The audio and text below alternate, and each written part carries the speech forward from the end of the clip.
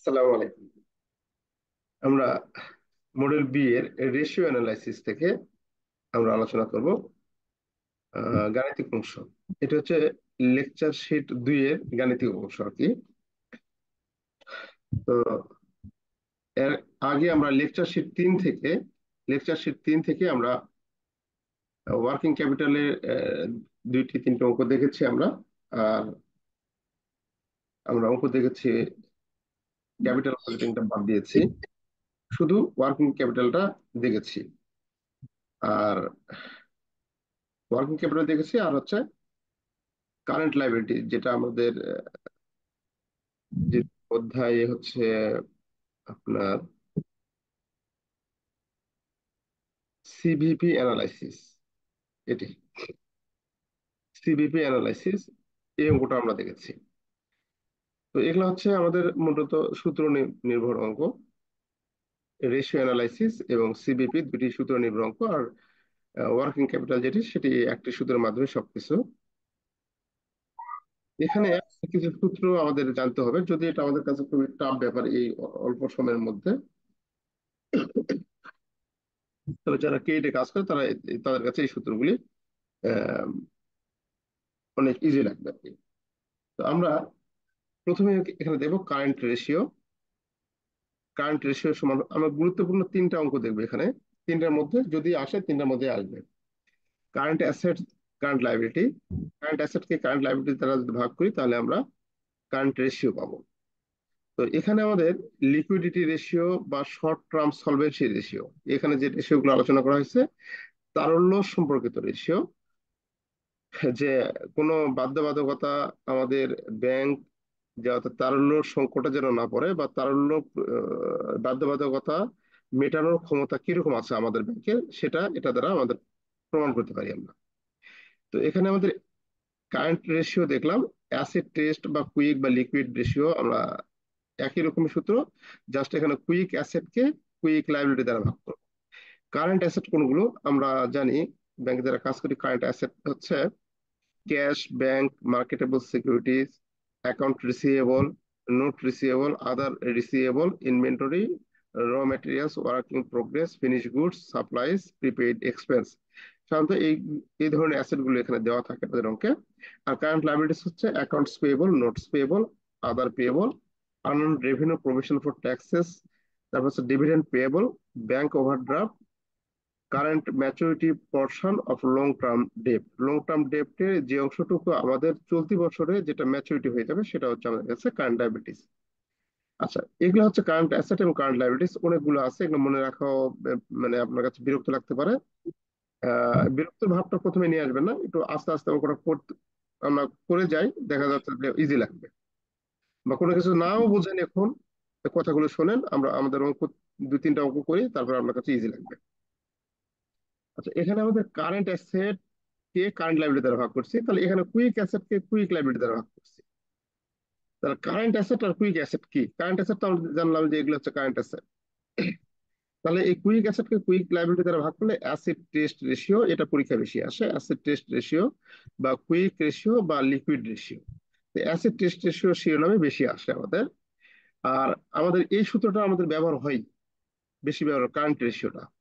তো quick quick অ্যাসেটটা হচ্ছে, এই যে কুইক অ্যাসেটটা হচ্ছে কারেন্ট অ্যাসেট। এই যে কারেন্ট অ্যাসেট, আমাদের এই কারেন্ট অ্যাসেট থেকে যদি আমরা ইনভেন্টরি এবং প্রিপেইড রেন্ট, ইনভেন্টরি এবং প্রিপেইড এক্সপেন্স গুলো বাদ দেই, কারেন্ট অ্যাসেট থেকে আমাদের ইনভেন্টরি এবং প্রিপেইড এক্সপেন্স যদি বাদ দেয়, তাহলে আমরা কি পাবো? তাহলে আমরা কুইক অ্যাসেট পাবো। আবার ঠিক কুইক লায়াবিলিটি থেকে আমরা কারেন্ট লায়াবিলিটি থেকে যদি ব্যাংক ওভারড্রাফট বাদ দেই, এই যে ব্যাংক ওভারড্রাফট যদি বাদ দেই কারেন্ট লায়াবিলিটি থেকে, এই যে কারেন্ট লায়াবিলিটিস, এখান থেকে যদি আমরা ব্যাংক ওভারড্রাফট বাদ দেই, তাহলে আমরা কুইক লায়াবিলিটিস পাবো।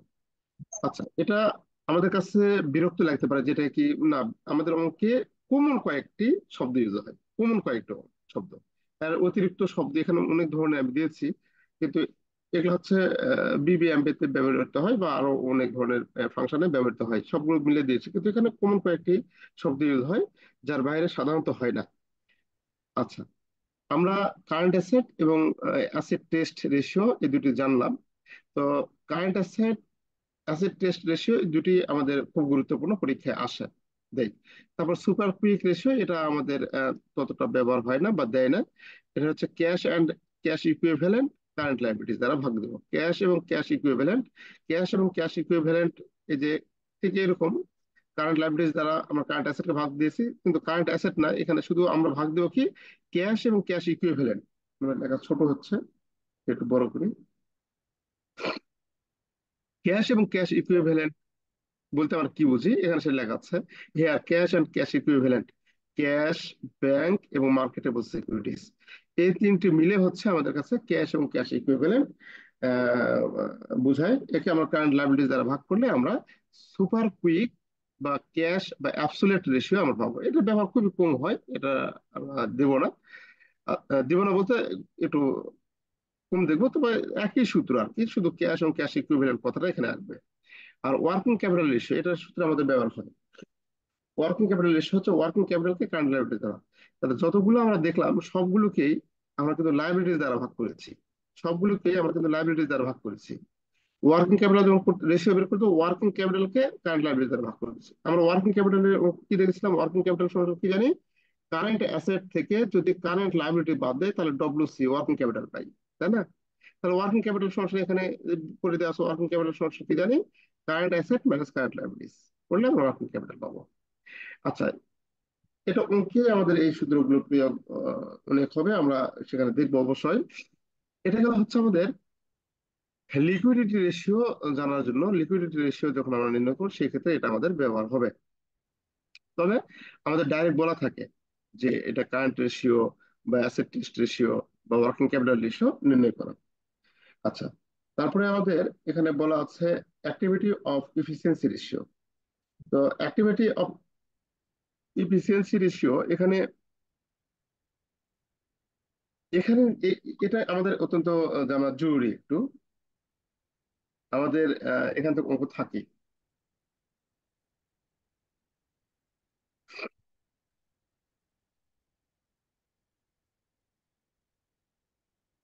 আচ্ছা, এখানে কয়েকটি ইয়ে দেওয়া আছে, খেয়াল করুন যে আমাদের প্রতিষ্ঠানে ইফিসিয়েন্সি কত, আমরা ইফিসিয়েন্সি বা অ্যাক্টিভিটি কার্যক্রম গুলো কিরকম অ্যাক্টিভ আছে একটা প্রতিষ্ঠানে, আমরা যখন লোন দেই, একটা পার্টি যখন লোন দেই তখন কিন্তু এটা নির্ণয় করি। এই যে উপরে যেটা কারেন্ট রেশিওটা নির্ণয় করি একটা পার্টিকে যখন লোন দেয়, তার মানে তার কারেন্ট লাইবিলিটিস মেটানোর মতো ক্ষমতা, তার কারেন্ট অ্যাসেট কতগুলো আছে, মানে কিরকম আছে, এটা আমরা কিন্তু বুঝতে পারি। এটার অনুপাত হচ্ছে এইরকম, এখানে এখানে অনুপাত দেওয়া আছে, একটু divide করি। এখানে অনুপাত হচ্ছে এইরকম যে 2 টাকা কারেন্ট অ্যাসেট থাকলে 1 টাকা লাইবিলিটি থাকলে সেটা আদর্শ অনুপাত। কিন্তু 1:1 যদি হয় তাহলে সেটা আদর্শ অনুপাত না। মানে 1 টাকা দায় আছে, 1 টাকা সম্পদ আছে, কারেন্ট অ্যাসেট আছে, তাহলে সেটা হচ্ছে আদর্শ অনুপাত না। আদর্শ অনুপাত হচ্ছে আমাদের দায় হচ্ছে কারেন্ট লাইবিলিটিস 2 টাকা, 1 টাকা থাকবে, তার এগেনস্টে 2 টাকা অ্যাসেট থাকবে। আবার অ্যাসিড টেস্টের ক্ষেত্রে আমাদের 1 টাকা কুইক অ্যাসেট থাকবে, 1 টাকা কুইক লাইবিলিটি থাকবে। তো এইরকম ভাবে এখানে আমাদের স্ট্যান্ডার্ড ভ্যালু দেওয়া আছে। তো ওটা কিন্তু আমাদের প্রত্যেকটা অঙ্কে, প্রত্যেকটা যখন আমরা লোন দিতে যাই প্রত্যেকে কিন্তু ওটা ওই প্রতিষ্ঠানে কিন্তু ওটা নির্ণয় করতে হয়। আর আর কিছু নির্ণয় করতে হয় এখানে আমাদের প্রতিষ্ঠানের দেনাদার পাওনাদার যে আছে, সেই দেনাদার পাওনাদারের টার্ন ওভার আমরা নির্ণয় করি। অ্যাকাউন্ট রিসিভেবল টার্ন ওভার সংক্ষেপে এআরটিও, ডাইরেক্ট এআরটিও আমাদের থাকতে পারে, এআরটিও রেশিও। তো এখানে account receivable turn over ratio হচ্ছে সমান সমান জানি এই এআরটিও রেশিও। যখন আমরা করতে যাব তখন অ্যাকাউন্ট রিসিভেবল কিসের ফলে সৃষ্টি হয়, অ্যাকাউন্ট রিসিভেবল, এই যে অ্যাকাউন্ট রিসিভেবল যেটা সৃষ্টি হয়, অ্যাকাউন্ট রিসিভেবল এটা কিসের জন্য সৃষ্টি হবে, বাকিতে বিক্রয়ের ফলে। বাকিতে বিক্রয়ের ফলে দেনাদারের সৃষ্টি হবে। অ্যাকাউন্ট রিসিভেবল বাংলা হচ্ছে দেনাদার, দেনাদার মানে যার কাছে আমার টাকা পাবো, প্রাপ্য হিসাব। তাহলে সেই রেশিও যখন নির্ণয় করতে যাব তখন আমরা নিট ক্রেডিট সেলস কে এভারেজ অ্যাকাউন্ট রিসিভেবল দ্বারা ভাগ করব।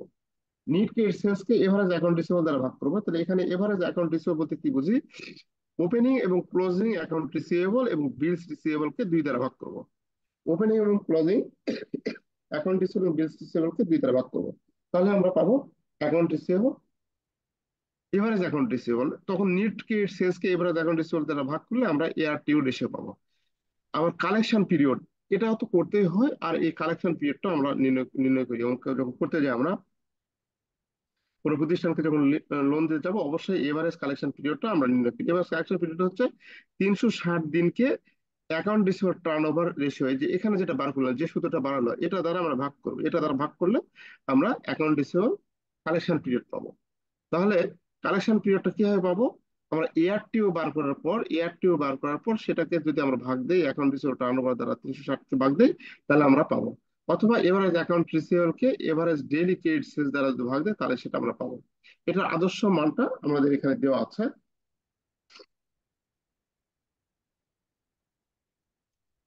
এটার আদর্শ মানটা এখানে আমাদের দেওয়া আছে।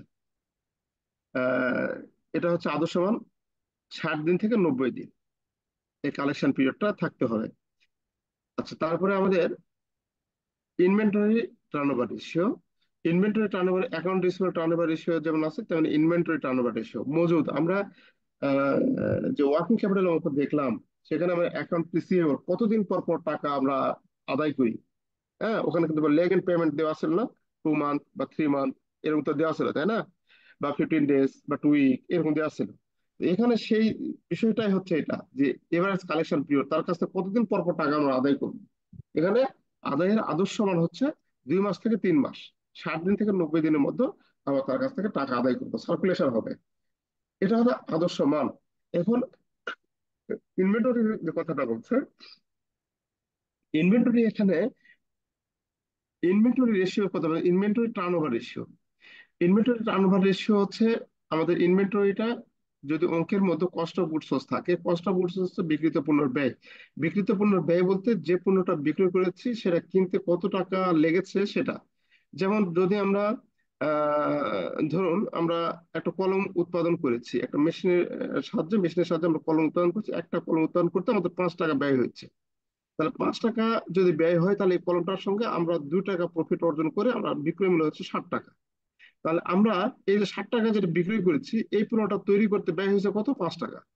এই 5 টাকার নাম হচ্ছে কস্ট অফ গুডস সোর্স, এই 5 টাকা হচ্ছে কস্ট অফ গুডস সোর্স, আর এই 60 টাকা হচ্ছে সেলস।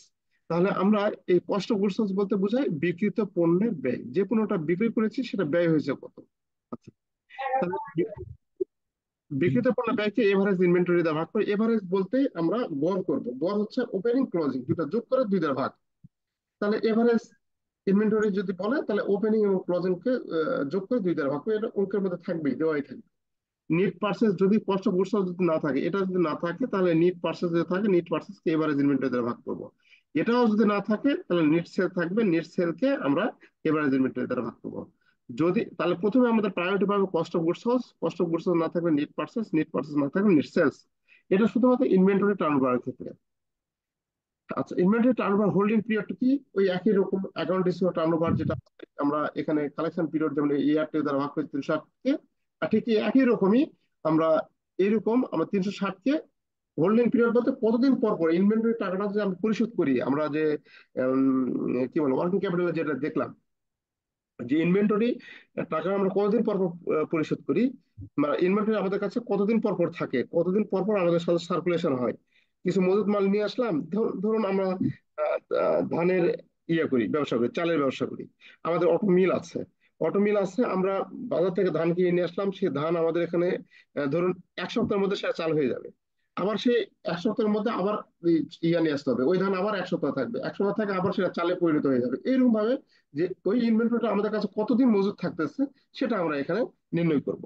ইনভেন্টরি হোল্ডিং পিরিয়ডটা হচ্ছে 360 কে ইনভেন্টরি টার্ন ওভারটা যদি দ্বারা ভাগ করি, তাহলে আমরা হোল্ডিং পিরিয়ডটা হচ্ছে 45 থেকে 60 দিন, এটা হচ্ছে আদর্শ দিন। আচ্ছা, তারপরে আমরা পারলে অ্যাকাউন্ট রিসিভেবল গেল, ইনভেন্টরি গেল, এখন আছে অ্যাকাউন্টস পেয়েবল, এপিটিও। তাহলে এপিটিও হচ্ছে, এটা হচ্ছে আমাদের কাছে অ্যাকাউন্টস পেয়েবল দায়, বাকিতে ক্রয়ের ফলে অ্যাকাউন্ট রিসিভেবলের, অ্যাকাউন্টস পেয়েবলের সৃষ্টি হয়। তাহলে নিট ক্রেডিট পার্সেস কে এভারেজ অ্যাকাউন্টস পেয়েবল দ্বারা যদি আমরা ভাগ দেই, তাহলে আমরা পাবো ঠিক আগের ওই সূত্রগুলোর মতো, অ্যাকাউন্ট রিসিভেবলের মতোই। এভারেজ অ্যাকাউন্ট রিসিভেবল হবে না, এটা পেয়েবল হবে, এআরপি লেখা আছে, এপি হবে। হ্যাঁ, এভারেজ অ্যাকাউন্টস পেয়েবল, ওপেনিং ও closing accounts payable and bills payable কে 2 দ্বারা যদি ভাগ দেই, তাহলে আমরা এটা পাবো এভারেজ। ঠিক আগের ওই অ্যাকাউন্ট রিসিভেবল যেরকম অ্যাকাউন্টস পেয়েবল ওটা ওই রকম। তাহলে average payment period, average payment period হবে কি 360 কে এই যেটা বের করলাম যে রেশিওটা, সেই রেশিওটা দ্বারা ভাগ করে একই। ঠিক একই রকম একটা সূত্র যদি আপনি এখানে মনে রাখতে পারেন তাহলে সবগুলো আমরা সহজে মনে মনে রাখতে পারবো আর কি, যে কোনো একটা মনে রাখবেন। আচ্ছা, তারপরে আছে অ্যাসেট টার্নওভার রেশিও, সবচেয়ে বেশি এই তিনটা কিন্তু আমাদের ব্যবহার হবেই। হ্যাঁ, এই তিনটা আমরা যখন লোন দেব, লোন দিতে আমাদের এই তিনটা ব্যবহার হবে। এটা হবে ইনভেন্টরি মজুদ আবর্তনের ব্যবহার হবে, আর অ্যাকাউন্টস পেয়েবলের ব্যবহার হবে। দেনাদার পাওনাদার এবং মজুদ আবর্তনের এগুলা রেশিও নির্ণয় করতেই হয়। তারপর আছে asset turnover ratio. Asset turnover ratio net সেলসকে এভারেজ অ্যাসেট দ্বারা ভাগ করবো, তাহলে এবার অ্যাসেট টার্নওভার রেশিও পাবো। আমি আপনাদের আরেকটা বিষয় সহজ করে দিই, সেটা হচ্ছে টার্নওভার দ্বারা টার্নওভার দ্বারা কিন্তু বিক্রয় বোঝায়, সেলস বোঝায়। টার্নওভার দ্বারা কিন্তু সেলস বোঝায়, হ্যাঁ, সেলস সেলস বোঝাবে এখানে। এটা হচ্ছে আমাদের সূত্রটা হচ্ছে অ্যাক্টিভিটি বা এফিসিয়েন্সি রেশিওর, এখানে আমাদের টার্নওভার বলতে সেলস বোঝাবে, কিন্তু এই বেলায় ইনভেন্টরি টার্নওভারের বেলায় এবং হচ্ছে অ্যাকাউন্টস পেবল টার্নওভারের বেলায় শুধু পার্সেস কথাটা আসবে বা কস্ট অফ গুডস সোল্ড কথাটা আসবে। হ্যাঁ, কারণ সেলস এর সাথে এই দুটো সম্পর্কিত না। অ্যাকাউন্টস পেয়েবলটা হচ্ছে ক্রয়ের সাথে সম্পর্কিত, ক্রেডিট পার্সেসের সাথে সম্পর্কিত অ্যাকাউন্টস পেয়েবলটা। হ্যাঁ, আর ইনভেন্টরিটা হচ্ছে আমাদের কস্ট অফ গুডস সোল্ড এর সাথে সম্পর্কিত। এগুলা যদি না থাকে তখন আমার সেলস ধরবো। তাহলে আমরা টার্নওভার বলতে আমরা সেলস কে বুঝাবো। যে এখানে 7 নম্বরে যেটা দেওয়া আছে অ্যাসেট টার্নওভার, টার্নওভার বলতে বিক্রয়, তাহলে বিক্রয়কে অ্যাসেট দ্বারা ভাগ। ফিক্সড অ্যাসেট টার্নওভার রেশিও, তার মানে কি ফিক্সড অ্যাসেট টার্নওভার রেশিও মানে কি এই টার্নওভারকে ফিক্সড অ্যাসেট দ্বারা ভাগ, এই নিট সেলকে ফিক্সড অ্যাসেট দ্বারা ভাগ। তারপরে আছে current asset turnover ratio, turnover বলতে সেলস, তার সেলসকে এই কারেন্ট অ্যাসেট দ্বারা ভাগ। এরকম প্রত্যেকটারই আমরা কিন্তু এরকম working capital turnover ratio, turnover বলতে সেলসকে ওয়ার্কিং ক্যাপিটাল দ্বারা ভাগ। এরকম ভাবে একটা সূত্র যদি আপনি মনে রাখতে পারেন তাহলে এই সূত্রগুলো আমরা কি করতে বলছে, ফিক্সড অ্যাসেট টার্নওভার রেশিও, তার টার্নওভার বলতে বিক্রয়, তাহলে বিক্রয়কে এই ফিক্সড অ্যাসেট দ্বারা ভাগ, যার টার্নওভার রেশিও সেটা সেলসকে সেটা দ্বারা ভাগ। এটা একটু মনে রাখবেন, তাহলে সহজে আমাদের এই এই কোশ্চেন মনে রাখলে আর কি সহজে অঙ্কগুলো করতে পারবো আমরা। আচ্ছা, তারপরে আছে প্রফিটেবিলিটি রেশিও। প্রফিটেবিলিটি রেশিও হচ্ছে আমাদের এটা ইনকাম স্টেটমেন্টের যে দফা, সেই ইনকাম স্টেটমেন্টের দফার উপর দফার যে রেশিও গুলো, সেই রেশিও গুলো আমাদের এখানে বের করতে হবে। এই যে গ্রস প্রফিট হচ্ছে আমাদের ইনকাম স্টেটমেন্টের দফা, অপারেটিং প্রফিট ইনকাম স্টেটমেন্টের দফা, NEET profit margin income statement, cost of goods income স্টেটমেন্টে, অপারেটিং এক্সপেন্স, অপারেটিং রেশিও, এই সবগুলো হচ্ছে ইনকাম স্টেটমেন্টের দফা। এরপর কথা হচ্ছে ইনকাম স্টেটমেন্টের কোনো দফার যদি প্রফিটেবিলিটি প্রফিট কোথায় দেখতে পাই আমরা, ইনকাম স্টেটমেন্টে দেখতে পাই।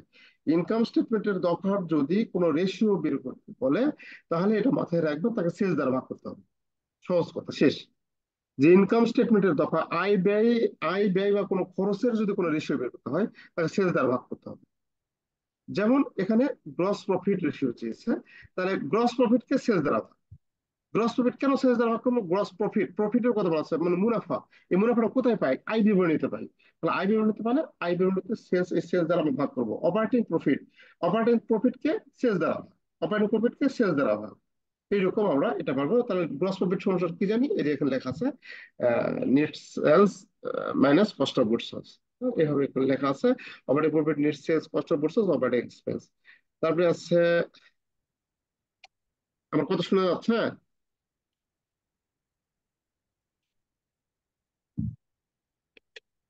আমার কথা শোনা যাচ্ছে? এখন শোনা যাচ্ছে, মাঝখানে একটু কেটে কেটে আসছিল। নেটওয়ার্কটা দুর্বল হয়ে গেছে। হ্যাঁ, এখন শোনা এখন শোনা যাচ্ছে না? যাচ্ছে, এখন শোনা যাচ্ছে। তাহলে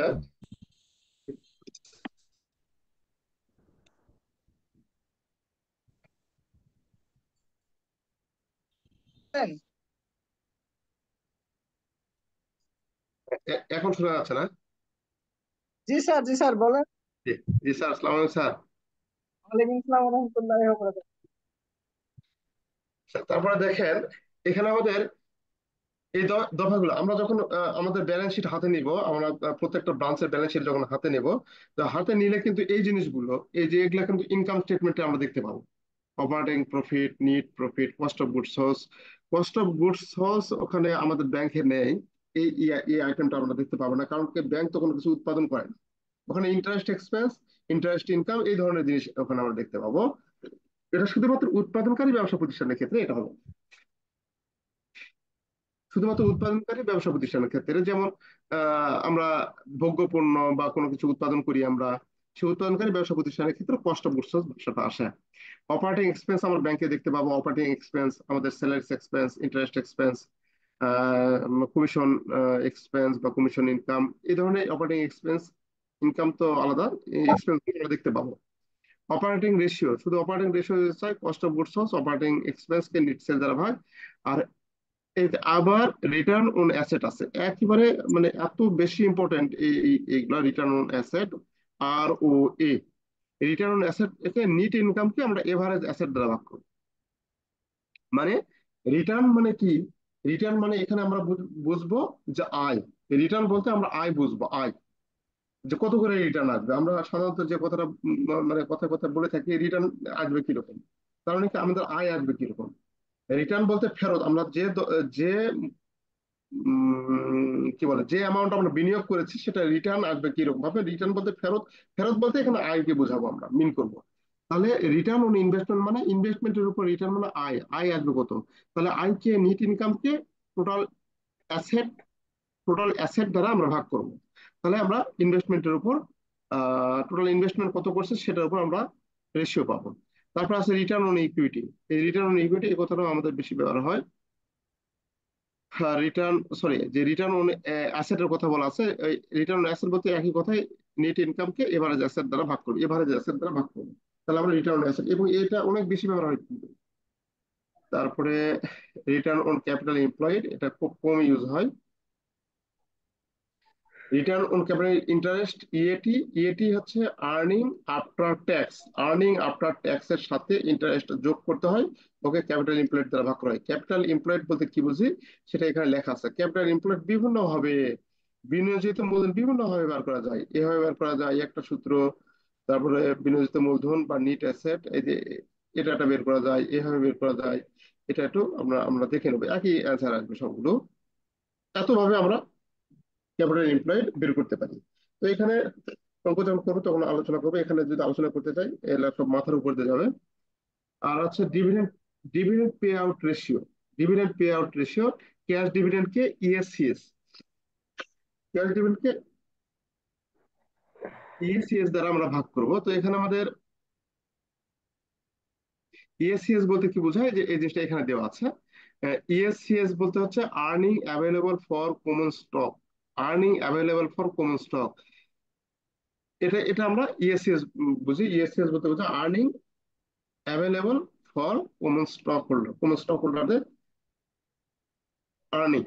তো এখানে ইএসসিএস এই জিনিসটাও আমাদের কাছে গুরুত্বপূর্ণ। ডিভিডেন্ড পে আউট রেশিও, তারপরে আছে ডেপ্ট ইকুইটি রেশিও, আমাদের অনেক গুরুত্বপূর্ণ একটা ইয়ে, ডেপ্ট ইকুইটি রেশিও। এটা আমাদের এখানে অনেক রেশিও আছে, সবগুলো রেশিও কিন্তু কাজ হয় না, এই যে এইগুলো বেশি ইম্পর্টেন্ট।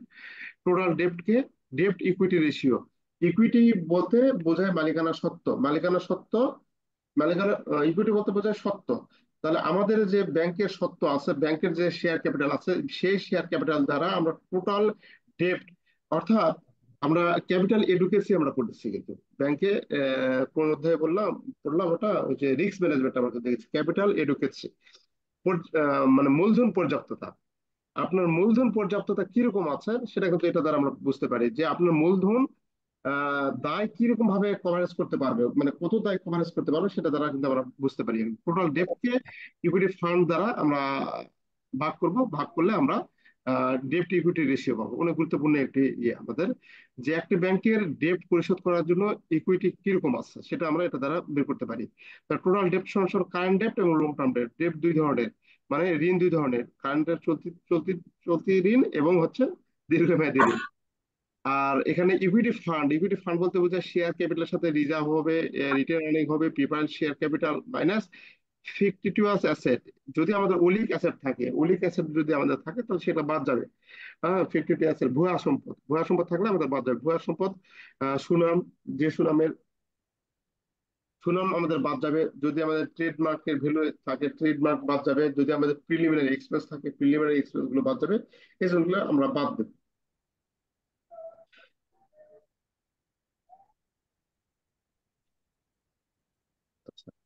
তো এটা হচ্ছে আমাদের ডেট ইকুইটি রেশিও। তারপর আছে ক্যাপিটাল গিয়ারিং রেশিও, এটা আমাদের কাজে অতটা আসে না, এটা ব্যবহার হয় না। তারপরে interest coverage ratio, debt coverage ratio. এখানে আমাদের এই সূত্রগুলো বেশি ব্যবহার হয়। এখন এখানে আমাদের কিছু সূত্র দেওয়া আছে হালকা পাতলা, এতগুলো সূত্র মাথায় রাখা টাফ ব্যাপার। আপনাদের দেখলে দেখতে পারেন, এখানে অনেক কিছু ইনফরমেশন দেওয়া আছে। আমরা দেখবো না, কারণ সময় নেই, অঙ্ক দেখার সময় নেই আমাদের। এরকম একটা অঙ্ক এসেছিল গতবার। হম 96তম ব্যাংকিং পেপার ঠিক এরকম একটা অঙ্ক এসেছিল। আমরা যদি 96তম ব্যাংকিং ডিপ্লোমা কোশ্চেনটা যদি দেখি, আপনাদের কাছে আছে নাকি এখানে আমার ইন্ডিকেট করা নাই, তবে এরকম একটা অঙ্ক আসছিল। তো এবারে দিলেও এরকম হয়তো দিব না আমরা, তবে আমরা এরকম একটা অঙ্ক আলোচনা করব। তিন ধরনের অঙ্ক আমরা আলোচনা করব।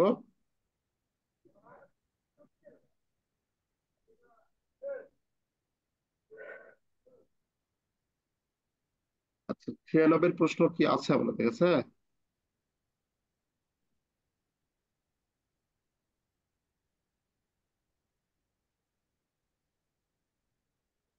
96 প্রশ্ন কি আছে আপনাদের কাছে? একটু হোয়াটসঅ্যাপে একটু শেয়ার করবেন। আমার এখানে আছে, কিন্তু এটা আরেকটা ল্যাপটপ, তো এখানে ওই ল্যাপটপে আমার সব ফুল হয়ে গেছে।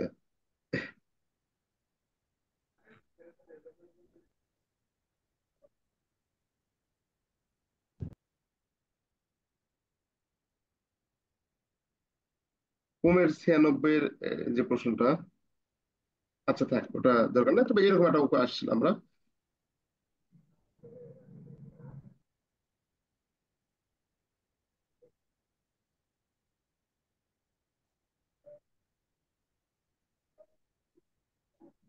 আচ্ছা, একটা অঙ্ক এখানে দেখি, আমরা আগামীকাল আরেকটা অঙ্ক দেখবো। এখানে ধরুন এই অঙ্কটা আমরা দেখে যাই। একেবারে ইজি একটা অঙ্ক দিয়েছিল গতবার। এই 2 নম্বর অঙ্কটা আমরা দেখি।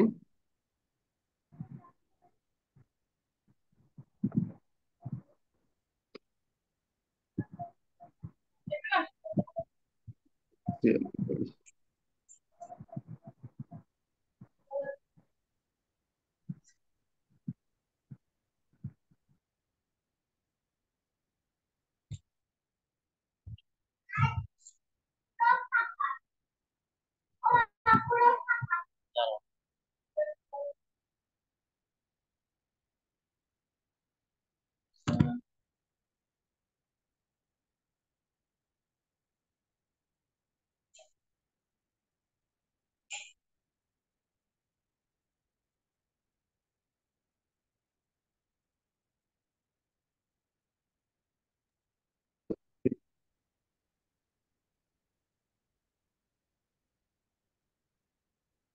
ঠিক এরকম অঙ্ক এসেছিল আর কি।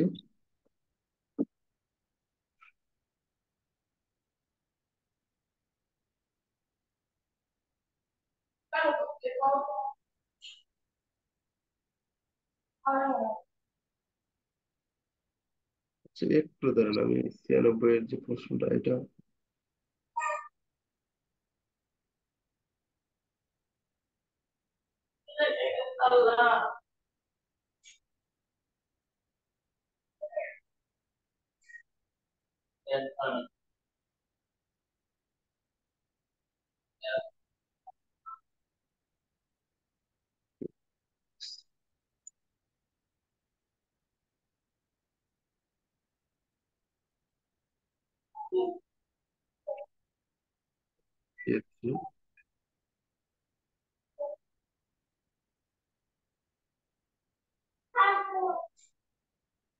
সরি, 96, 96 এটা তো রেশিও অ্যানালাইসিস থেকে দেয় না।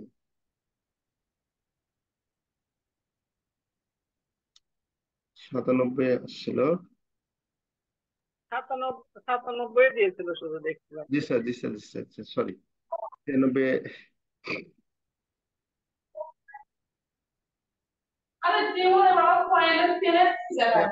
আমাদের এখান থেকে কোনো প্রশ্ন আসে নাই। 96, 97 এসেছে। তো আমরা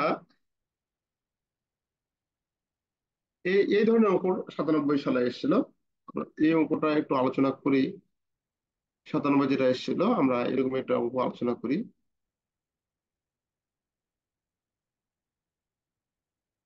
আচ্ছা, এটা দেখি, এই অঙ্কটা দেখি আমরা।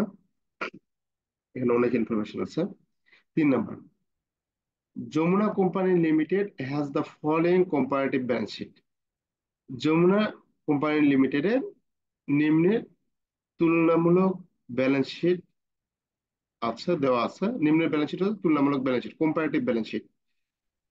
2011, 2010, এটা 2010 সালের এই টাকার ফিগার, 2011 সালের টাকার ফিগার। এখানে আমাদের সম্পদ সমূহ দেওয়া আছে, দেখুন। Cash, receivable, inventory, plant asset. আমাদের এই সম্পদ সমূহ এখানে দেওয়া আছে। আচ্ছা, তাহলে আমরা কিন্তু এগুলো কিন্তু আমাদের কাছে অ্যাসেট। এই যে যেগুলো দেখতেছি, এগুলো হচ্ছে আমাদের কাছে অ্যাসেট। এগুলো হচ্ছে কি অ্যাসেট। এই অ্যাসেট হচ্ছে দুই ধরনের। অ্যাসেট হচ্ছে দুই ধরনের, একটা হচ্ছে কারেন্ট অ্যাসেট, আর একটা হচ্ছে ফিক্সড অ্যাসেট। আমাদের ক্যাশ, ইনভেন্টরি, এদের মধ্যে হচ্ছে কারেন্ট অ্যাসেট। এটা হচ্ছে কারেন্ট অ্যাসেট, সি। আর এই প্লান্ট, ইকুইপমেন্ট, এগুলো হচ্ছে আমাদের কাছে ফিক্সড অ্যাসেট। যন্ত্রপাতি, যন্ত্রপাতি হচ্ছে আমাদের কাছে, যন্ত্রপাতি, মেশিনারি, ফার্নিচার, এগুলো হচ্ছে আমাদের কাছে ফিক্সড অ্যাসেট। তাহলে সবগুলো হচ্ছে আমাদের কাছে অ্যাসেট। এই অ্যাসেটকে যদি ভাগ করি, তার দুই ভাগে পাওয়া যায়। একটা হচ্ছে কারেন্ট অ্যাসেট, একটা হচ্ছে কারেন্ট অ্যাসেট, আর একটা হচ্ছে কারেন্ট অ্যাসেট, আর একটা হচ্ছে ফিক্সড অ্যাসেট। আচ্ছা, তো ঠিক দায়টাও ওই রকম। এগুলো সবগুলো হচ্ছে দায়ের পার্শ্ব। এগুলো সবগুলো হচ্ছে দায়ের পার্শ্বে আছে। এখানে আরো দফা আছে নাকি? একটা আছে, রিটার্ন মিলিং আছে। তো দায়ের দায়ের পার্শ্বের মধ্যে এখানে আমাদের এই দায়ের পার্শ্বের ভেতরে আমরা এখানে দেখতে পাবো যে এই অ্যাকাউন্টস পেয়েবল। অ্যাকাউন্টস পেয়েবল এটা হচ্ছে কারেন্ট লাইবিলিটি, মানে চলতি দায়। আর এই যে mortgage payable, mortgage bond, debenture, এগুলা হচ্ছে আমাদের long term liabilities, LT liabilities, long term liabilities. তাহলে কারেন্ট অ্যাসেটকে দুই ভাগে আমরা ভাগ করতে পারি। একটা হচ্ছে কারেন্ট অ্যাসেট। কারেন্ট অ্যাসেট কোনগুলো? আমাদের ফিল্ড অ্যাসেট গুলো বাদ দেওয়া, অর্থাৎ আমরা দেখব বিল্ডিং। বিল্ডিং কি স্থায়ী সম্পদ? আসবাবপত্র স্থায়ী সম্পদ। তারপরে ল্যান্ড, ভূমি স্থায়ী সম্পদ। এই তিনটাই থাকে, আর কিছু থাকে না। যন্ত্রপাতি, equipment, building, building, land, plant asset, এই কথা, এই ভাষাগুলোই থাকবে। বাদ বাকি সব হচ্ছে আমাদের কাছে কারেন্ট অ্যাসেট। আচ্ছা, তারপরে আমাদের এখানে অ্যাকাউন্টস পেবল, মর্টগেজ পেবল, বা বন্ড পেবল থাকতে পারে, বা ডিবেঞ্চার থাকতে পারে। এই ভাষাগুলো থাকবে, আর বাইরে থাকবে না। তারপরে আছে কমন স্টক। কমন স্টক হচ্ছে আমাদের কাছে ক্যাপিটাল, ইকুইটি ক্যাপিটাল। তো ইকুইটি ক্যাপিটাল এবং এর সঙ্গে যে রিটার্ন আর্নিং, এই রিটার্ন আর্নিংটাই আমাদের কাছে এখানে দেওয়া থাকে। আমাদের এই চার ধরনের দফাগুলাই এখানে দেওয়া থাকে। তো এখন আমরা, এটা হচ্ছে ব্যালেন্স শিটের দফা। ব্যালেন্স শিট বলতে আমাদের সম্পদ এবং দায়ের যে শ্রেণী বিন্যাস, যেগুলো আমরা দেখাই, যে একটা ব্যালেন্স শিটে কি কি থাকে। ব্যালেন্স শিটে আমাদের সম্পদ এবং দায় থাকে। তো সম্পদ ও দায়ের এখানে আমাদের দেওয়া আছে, যে এই কোম্পানির 2011 সালে সম্পদ ছিল 3,95,000 টাকা। আবার 2011 সালের দায় ছিল কত? 3,95,000। আবার 2010 সালে আমাদের টোটাল অ্যাসেট ছিল কত? 3,85,000 টাকা। 2010-এ আমাদের, 2010-এ আমাদের দায় থাকবে ক্যাপিটাল এবং ওনার স্টক হলে ইকুইটি থাকবে কত? 3,85,000 টাকা। এরকম আমাদের মিলা মিলা থাকবে, আমাদের উভয় সাইডে মিলা থাকবে। আচ্ছা, তারপরে আছে এখানে অ্যাডিশনাল কিছু ইনফরমেশন দেওয়া আছে, অতিরিক্ত তথ্য। অতিরিক্ত তথ্য এখানে দেওয়া আছে যে additional information for 2011 net income. Net income was টাকা কত? 25,000। 25,000 টাকা হচ্ছে net income. Sales on account, মানে সেলস হচ্ছে বাকিতে সেলস হচ্ছে কত, 4,20,000 টাকা। Cash, sorry, sales return and allowances হচ্ছে কত, 20,000। তাহলে বাকিতে সেলস হচ্ছে 4,20,000, এখানে সেলস রিটার্ন হচ্ছে কত, এত। অথবা আপনাদের পেজ লাগিয়ে দেওয়ার জন্য দেওয়া থাকতে পারে টোটাল সেল 4,20,000 টাকা, ক্যাশ সেলস হচ্ছে ধরুন 50,000 টাকা। তাহলে টোটাল সেল 4,20,000 যদি হয়, এখান থেকে ক্যাশ সেলস যদি বাদ দেয় তাহলে ক্রেডিট সেলস পাবো, মানে বাকিতে সেল কত, এটা আমাদের এই ইনফরমেশন লাগবে। বাকিতে বিক্রয় করছে কত, এই ইনফরমেশনটা আমাদের লাগে। হ্যাঁ, এই জন্য আমাদের বাকিতে ইনফরমেশনটা সরাসরি, এখানে যেমন ওন অ্যাকাউন্ট শব্দ হতো বাকিতে বিক্রয়, তেমনি এখানে আমাদের ওন অ্যাকাউন্ট সরাসরি দেওয়া আছে, কিন্তু অনেক সময় সরাসরি দেওয়া না থাকতে পারে। আচ্ছা, তারপর হচ্ছে কস্ট অফ গুডস সোল্ড, মানে বিক্রিত পণ্যের ব্যয়। যে পণ্যটা বিক্রি করেছি আমরা, এই যে বাকি যেটা আমরা বিক্রি করলাম টোটাল 4,20,000 টাকা, এটা এখন টোটাল সেল ধরবো। এই 4,20,000 টাকা যে পণ্যটা আমরা সেল করছি, সেটা তৈরি করতে কত ব্যয় হয়েছিল, 1,98,000 টাকা। এর নাম হচ্ছে কি cost of goods sold. Net cash provided by operating activities কত, 33,000 টাকা। অপারেটিং অ্যাক্টিভিটিস এটা হচ্ছে ক্যাশ ফ্লো স্টেটমেন্টের অঙ্ক যখন আমরা করতে যাই, তখন আমাদের এই জিনিসগুলো পাই। আমাদের তিনটা অ্যাক্টিভিটিস থেকে আমরা ক্যাশ আসা যাওয়া হয়।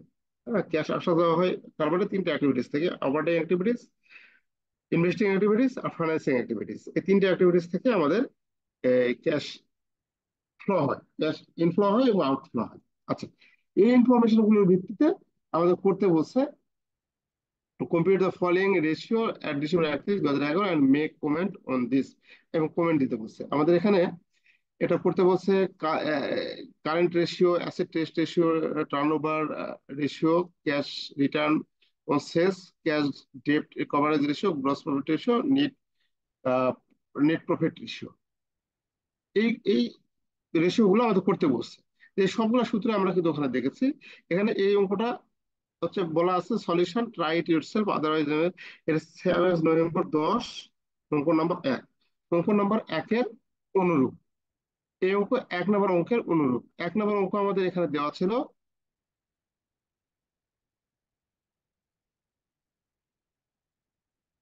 এই যে এটা, ঠিক একই রকম বলা আছে এখানে। এর মধ্যে আবার এই যে নেট নেট এই যে 15%, এগুলা দেখে আবার ভয় পাওয়া যাবে না। এগুলা লিখে দিয়েছে আর কি। 15% দ্বারা বোঝাই যে ইন্টারেস্ট, মর্টগেজ পেয়ের উপর ইন্টারেস্ট 15% হারে অ্যাপ্লাই করতে হবে। তো এই অঙ্কটা বুঝাই যেহেতু করা আছে, এখানে অ্যাডিশনাল ইনফরমেশন আমাদের দেওয়া আছে এবং ঠিক আগে যেরকম বললাম ওই রকম দেওয়া আছে এখানে। এখানে কারেন্ট রেশিও বলা আছে। কারেন্ট রেশিও আপনার ওই অঙ্কটা করবেন, পেন্সিল দিয়ে করবেন তাহলে হবে। কারেন্ট রেশিও সমস্যা কি জানি, কারেন্ট অ্যাসেটকে কারেন্ট লাইবিলিটি দ্বারা ভাগ। ওকে, 1 নম্বর সূত্রতে আমরা দেখলাম। এটা আরেকবার ওপেন করি।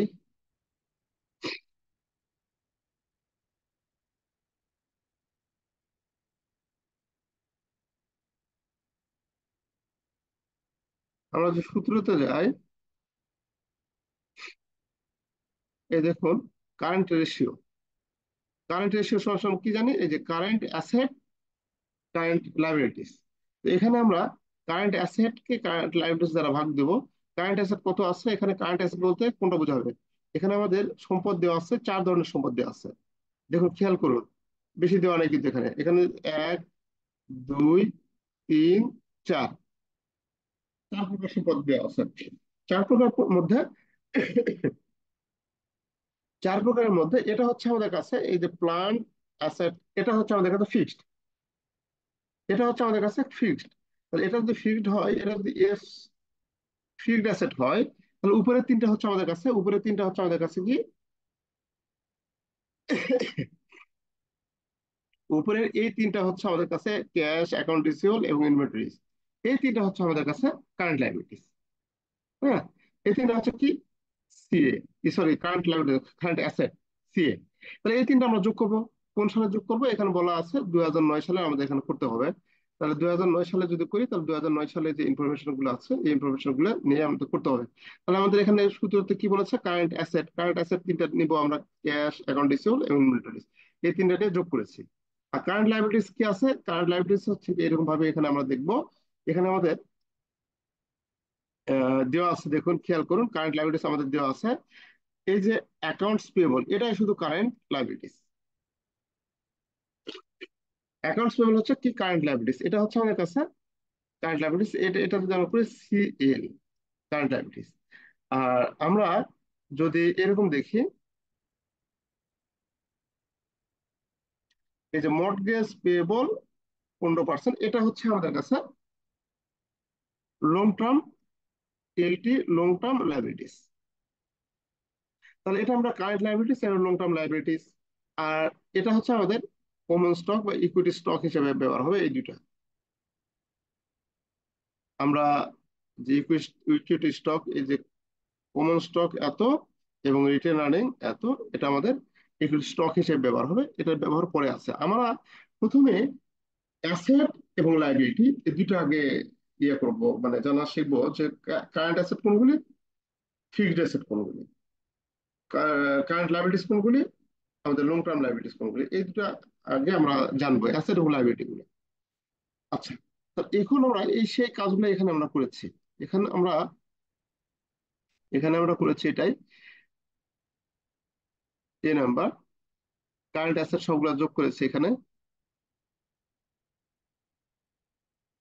এখানে সবগুলো কারেন্ট অ্যাসেট যোগ করেছি। কারেন্ট অ্যাসেট হচ্ছে এই যে ক্যাশ, যেটা যেটা আমরা দেখলাম, এই তিনটা হচ্ছে কারেন্ট অ্যাসেট হয়ে গেল।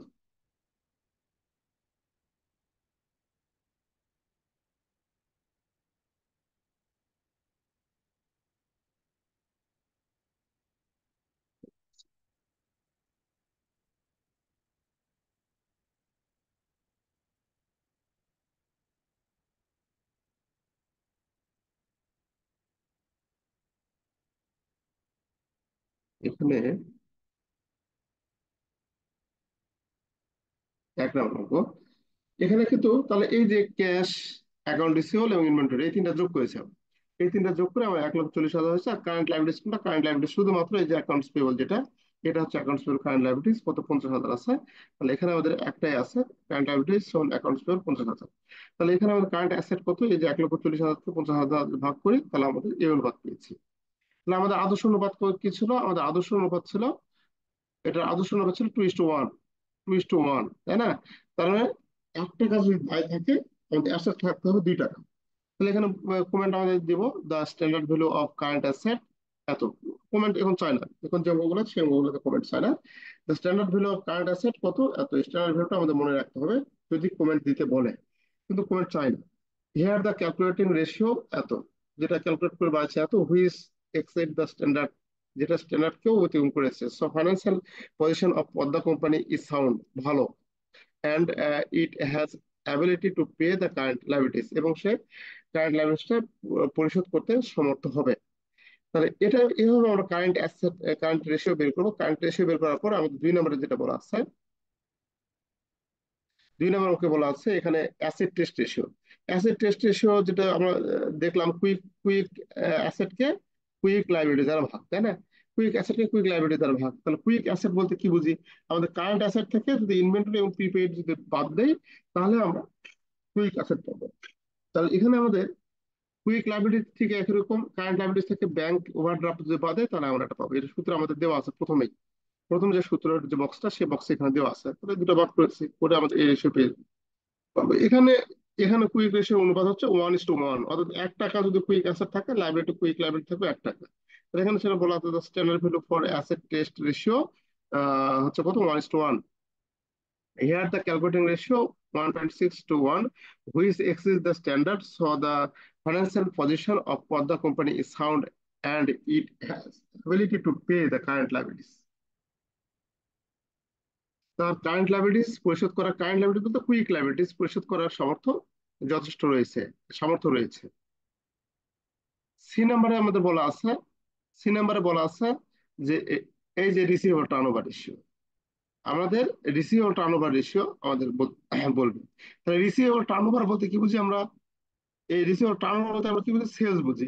তাহলে সেলস কে এভারেজ এভারেজ অ্যাকাউন্ট রিসিভেবল দ্বারা ভাগ দেবো, এভারেজ অ্যাকাউন্ট রিসিভেবল। তাহলে এটা আমরা করবো এখানে। তাহলে রিসিভেবল হচ্ছে কি, net credit sales, credit sales কে এভারেজ রিসিভেবল দ্বারা ভাগ দেবো। নিট ক্রেডিট সেলস কত আছে অঙ্কের মধ্যে? নিট ক্রেডিট সেলস অঙ্কের মধ্যে আমাদের এখানে সেলস দেওয়া, সেলস অন্য অ্যাকাউন্টে চালু 20, আর সেলস থেকে সেলস রিটার্ন হয়েছে এত। তা সেলস থেকে সেলস রিটার্নটা আমরা বাদ দেবো। তাহলে সেলস থেকে সেলস রিটার্ন বাদ দিলে নিট ক্রেডিট সেলস পাবো কত? 4 লক্ষ।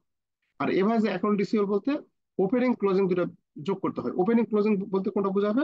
এই যে 2008 সালে এটা ওপেনিং, 2009 সালে এটা ক্লোজিং, এই অ্যাকাউন্ট রিসিভেবল কত আছে? এই যে 65,000 টাকা হচ্ছে এটা ক্লোজিং, আর এটা হচ্ছে ওপেনিং। 2008 সালে এটা হচ্ছে ওপেনিং, এটা হচ্ছে ওপেনিং, আর এটা হচ্ছে ক্লোজিং। তাহলে এই দুটো যোগ করে 2 দ্বারা ভাগ দিব। তাহলে সেটা এই দুটো যোগ করেছি, 65,000 60,000 যোগ করে 2 দ্বারা ভাগ দিলে আমাদের এভারেজ অ্যাকাউন্ট রিসিভেবল হবে। এভারেজ অ্যাকাউন্ট রিসিভেবল দ্বারা ভাগ করবো কত? 6.4 টাইমস। তাহলে নর্মালি ক্রেডিট ইজ অ্যালাউড কত? 4 to 6, 4 to 6 টাইম, মানে 4 থেকে 6 বার, 4 থেকে 6 বার আমরা অ্যাকাউন্ট রিসিভেবল টার্নওভার হবে একটা বছরের মধ্যে। রিসিভেবল টার্নওভার মানে অ্যাকাউন্ট রিসিভেবল কাছ থেকে আমরা টাকা পাবো 4 থেকে 6 বার কমপক্ষে। কমপক্ষে 4 থেকে 6 বার, এটা হচ্ছে আদর্শ মান। কিন্তু এখানে আমাদের হয়ে গেছে কি 6 বারের বেশি হয়ে গেছে। তাহলে এটা আমাদের কাছে কিন্তু আহ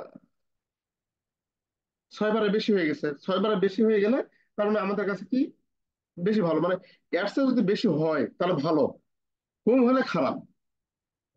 যতই আপনি এই অ্যাকাউন্ট রিসিভারের কাছ থেকে যত বেশি বার টাকা পাবে তত বেশি ভালো, আপনার তত দ্রুত আপনার টাকার সার্কুলেশন হবে। তাহলে এই সার্কুলেশন হলে তাহলে আমাদের তত বেশি ভালো। নর্মাল ক্রেডিট অ্যালাউড কত হচ্ছে? এত। দ্য রেশিও শো কত? এত times. So the cash collection from receivable is satisfactory. রিসিভারের কাছ থেকে ক্যাশ কালেকশনটা হচ্ছে সন্তোষজনক।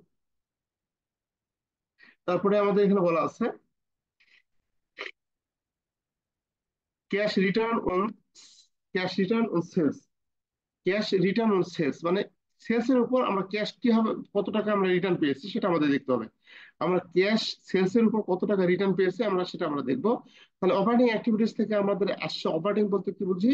আমরা যে যে ব্যবসা প্রতিষ্ঠান পরিচালনা করে সেই প্রতিষ্ঠান পরিচালনা সংক্রান্ত যে ক্যাশ টাকাটা আমাদের সার্কুলেশন হয় সেটা হচ্ছে operating cash flow. Operating cash flow এখানে আমাদের হয়েছে কত? এই যে 4 নম্বরের সমন্বয় বলা আছে নিট ক্যাশ প্রোভাইডেড বাই কত টাকা? 33,000 টাকা আমরা পাইছি। তো 33,000 টাকা যদি পেয়ে থাকি তাহলে এই নেট ক্যাশ প্রোভাইডেড বাই 33,000-কে নেট সেল দ্বারা আমরা ভাগ করবো কত? 4 লক্ষ দ্বারা ভাগ করবো। 4 লক্ষ হচ্ছে কত? নেট সেল যেটা আগে বের করেছে এখানে বের করে দেখা আছে, ভাগ করে এত টাইমস। তো এটার কোনো আদর্শ মান ওরকম ভাবে দেওয়া নাই। তারপরে আছে ক্যাশ ডেপ্ট কভারেজ। ডেপ্ট কভারেজ রেশিও মানে আমরা যে ক্যাশ পেয়েছি সেই ক্যাশ আমাদের ডেপ্ট, আমাদের যে লাইবিলিটি আছে সেই লাইবিলিটি কিরকম ভাবে কভারেজ করবে সেই রেশিওটা আমাদের বের করতে বলছে। তাহলে এখানে আমাদের net cash provided by operating activities 33,000 টাকা। এখানে আমাদের এভারেজ লাইবিলিটি কত? এভারেজ লাইবিলিটি হচ্ছে লাইবিলিটি 2009 এবং 2008, এই দুটা লাইবিলিটি আছে। দুটা লাইবিলিটিকে আমরা যোগ করে ভাগ দেবো 2 দ্বারা, করলে এভারেজ লাইবিলিটি পাবো কত? এত। এত টাইমস। তারপরে gross profit ratio. Gross profit হচ্ছে ইনকাম স্টেটমেন্টে পাবো। গ্রস প্রফিট হচ্ছে একে আমরা নেট সেল দ্বারা ভাগ করব, করলে আমরা যেটা পাবো তাকে 100 দ্বারা গুণ করলে আমরা রেশিও পাবো, গ্রস প্রফিট রেশিও পাবো। ইনকাম স্টেটমেন্টের দফা গ্রস প্রফিট, এটা সেলস দ্বারা অবশ্যই ভাগ করতে হবে।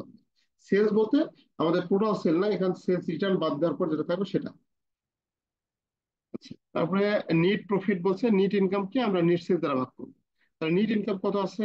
নিট ইনকাম আমাদের এখানে কিন্তু আমাদের একটু বোঝার বিষয় আছে। গ্রস প্রফিটটা বলতে কি বুঝো? গ্রস প্রফিট নিট সেল থেকে কস্ট অফ গুডস সোল্ড বাদ দেবো। তাহলে আমাদের অঙ্কে নিট সেল দেওয়া আছে, এই যে সেলস থেকে এই যে এটা যদি একটু মিশিয়ে দেই, আমরা এই যে সেলস থেকে যখন এটা বাদ দেব, এটা যখন বাদ দেবো আমরা, বাদ দেওয়ার পর যেটা থাকবে সেটা নিট সেল। নিট সেল থেকে আবার এখানে আমাদের কস্ট অফ গুডস সোল্ড এর কথা বলা আছে। কস্ট অফ গুডস সোল্ড কত? কস্ট অফ গুডস সোল্ড হচ্ছে এই যে 1,98,000। এই 1,98,000 টাকা যদি বাদ দেয় তাহলে আমরা গ্রস প্রফিট পাবো। অর্থাৎ সেলস থেকে যদি আমরা কস্ট অফ গুডস সোল্ড বাদ দেই, সিওজিএস বাদ দেই, তাহলে আমরা পাবো জিপি, গ্রস প্রফিট। এই গ্রস প্রফিট থেকে যদি ওপি বাদ দেয়, অপারেটিং এক্সপেন্স, ওপিএক্স বাদ দেয়, ওপিএক্স বাদ দেয়, তাহলে আমরা পাবো কি? Net income. সাধারণত মানে এর মধ্যে ট্যাক্স যদি ওকে মনে করলাম নাই, তাহলে আমরা নেট ইনকাম ধরবো এটাকে। তাহলে এইভাবে আমাদের হয় সেলস থেকে কস্ট অফ গুডস সোল্ড বাদলে জিপি হয়, জিপি থেকে অপারেটিং এক্সপেন্স বাদলে নেট ইনকাম হয়। তাহলে এখানে আমরা সেই জিনিসগুলো আমরা করেছি। কেট সেলস থেকে এই যে কই গেল, গ্রস প্রফিট নির্ণয় করার জন্য এই যে নেট সেলস থেকে কস্ট অফ গুডস সোল্ড বাদ দিয়ে আমরা এই 2,02,000 টাকা গ্রস প্রফিট পেয়েছি। এবং তাহলে নিট ইনকাম নির্ণয় করতে হবে। নিট ইনকাম কি? আমাদের ক্রেডিট সেলস থেকে সেলস রিটার্ন বাদ দিলে আমাদের এটা হচ্ছে নিট সেলস। নিট সেলস আমরা অনেকবার করেছি, এতবার দেখানোর দরকার নেই। আমরা এখানে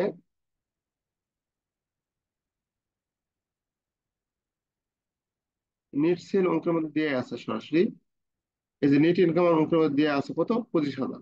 এই 25,000 এখানে আমাদের 25,000 টাকাকে আমরা ভাগ দেবো নেট সেল দ্বারা। ভাগ দিলে আমাদের এই ফিগার বানাবে আর কি, এত। তো এখানে যে বিষয়টা আপনাদের মানে সূত্র এবং সূত্রগুলো কখন কি করতে হবে সেই জিনিসগুলো কিন্তু এখানে আমাদের যদি আমরা সূত্রগুলো দেখি তাহলে আমরা করতে পারবো সহজে এখানে। এই অঙ্কটা দেখুন, এই অঙ্কটা বেশ কয়েকবার আসলে 3 থেকে 4 বার এসেছে এই অঙ্ক। তো এই অঙ্ক গতবার এসেছিল, দেখলাম এটা হচ্ছে বেসিক অঙ্ক, আমাদের ইকুয়েশনের বেসিক অঙ্ক। এরপর আমি যেটা আপনাদের দেখাবো সেটা হচ্ছে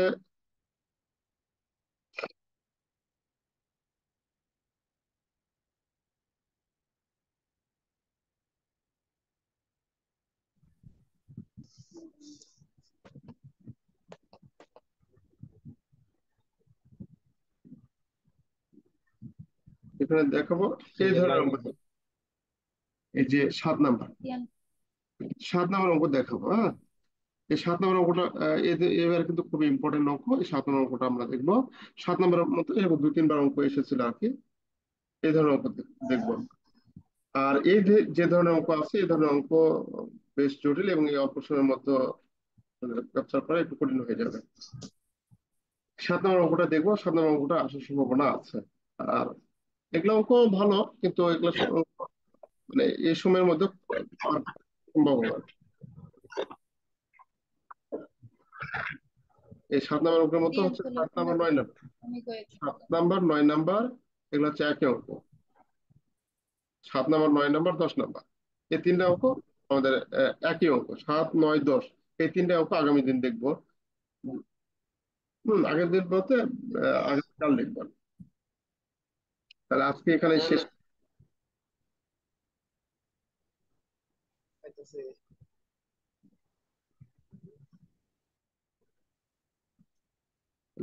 স্যার আজকে এখানে তাহলে শেষ করছি।